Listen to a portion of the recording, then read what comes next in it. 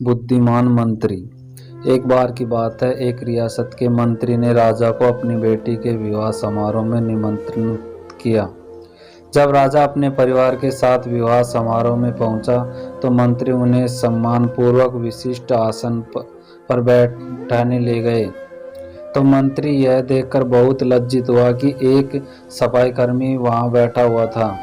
उसने सफाईकर्मी को सभी के सामने वहां से उठा फेंका और उसे बहुत डांटा।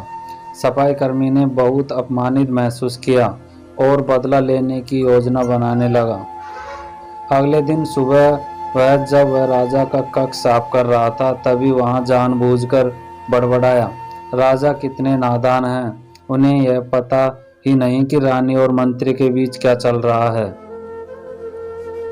राजा आधी नींद में था। यह क्या बकवास कर रहे हो? उसने पूछा।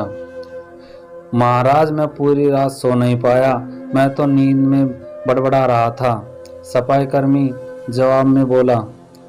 हालांकि उसकी बात सुनकर राजा के मन में संदेह के बीज पड़ गए थे। राजा अब मंत्री से चिढ़ने लगा और समय समय पर अपमानित करने लगा। एक दिन तो उसने द्वारपालों से यह तक कह दिया कि वे मंत्री को महल में घुसने ही न दे। मंत्री राजा के व्यवहार से बहुत चकित था, लेकिन कुछ विचार करने के बाद उसे समझ में आ गया कि सफाईकर्मी ही इसके लिए जिम्मेदार हो सकता है। मैंने उसका अपमान किया था और उसी का उसने बदला लिया है। अब मुझे उसे दोबारा प्रसन्न करना होगा, तभी वह राजा की निगाह में मेरा सम्मान दोबारा दिला सकता है, मंत्री ने सोचा। एक दिन उसने सफाईकर्मी को अपने घर भोजन पर आने का निमंत्रण दिया और कहा, मेरे दोस्त, मुझे क्षमा कर दो, मैंने तुम्हारा अपमान किया था, मुझे गलती का एहसास हो गया।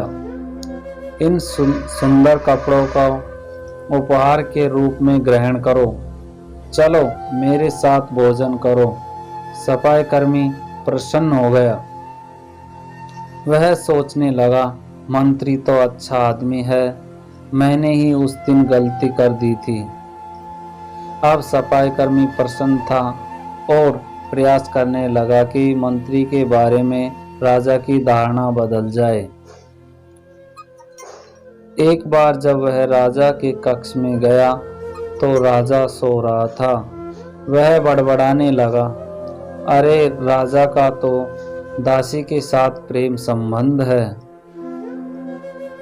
बड़ी लज्जा की बात है। राजा ने उसका बड़बड़ाना सुना तो उठकर बैठ गया। राजा ने सफाईकर्मी को बहुत डांटा। सफाईकर्मी बोला, क्षमा करें महाराज, मैं पूरी रात सो नहीं पाया, इसलिए दिन में ही नींद में बड़बड़ा रहा था।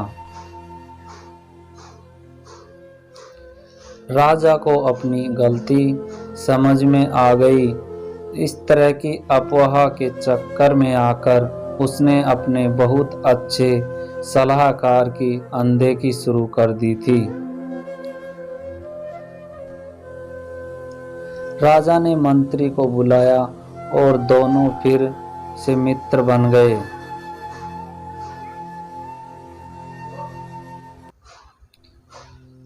दोस्तों, हमारी कहानी अच्छी लगी हो तो हमें कमेंट करें और हमारे चैनल पर नए हो तो सब्सक्राइब करना ना भूलें।